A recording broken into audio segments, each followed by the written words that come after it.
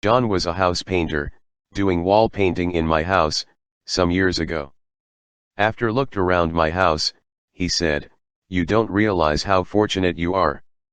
I would do anything to have a house of my own." "Why don't you?" I asked. John was very surprised I would ask such a naive question. Then he spoke to me for 5 minutes while setting down his brush and his ladder. I was reminded of the burden of having 2 children, the high costs of doctor and health care, and the rising price of everything these days. He considered himself lucky to come out even at the end of the month, let alone to buy a house. After all his complaint poured over, John took up his brush and continued the wall painting job. While John continued his work, I picked up an empty box and sealed the cover, using adhesive tape. Then, I carved a slot in the top of the box with a knife, gave it the look of a miniature savings bank.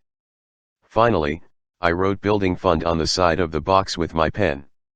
When noon came, I saw John and asked him in a very seductive manner, "Let me have a coin."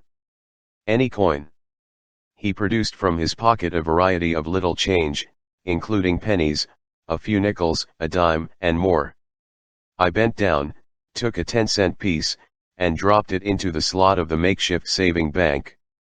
I then gave the box to the puzzled painter and said, "John, with this significant step you have just taken, the home of your dreams is now on its way."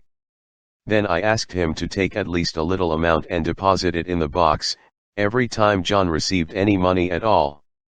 He did admit that he could do this, but his expression clearly showed that he didn't think such trickle saving would ever work.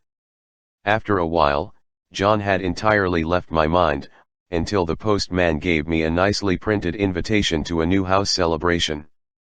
And to my surprise, it was from Mr. and Mrs. John. The house was charming and modern. The large, fully functional kitchen next to the dining room would certainly make most housewives green with envy.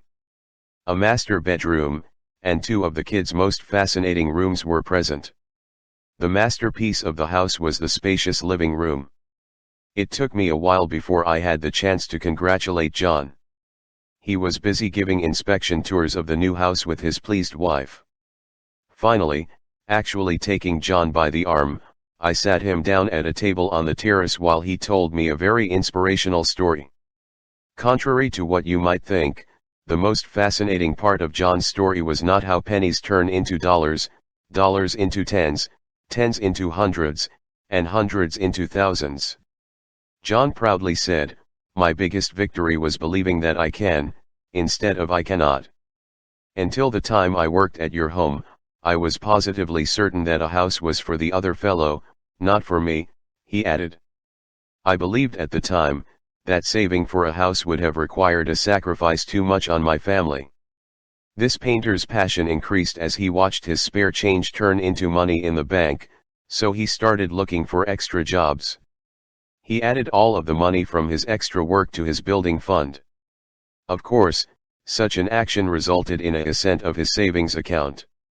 And now John is going to start his own contracting company, and hire others to work for him.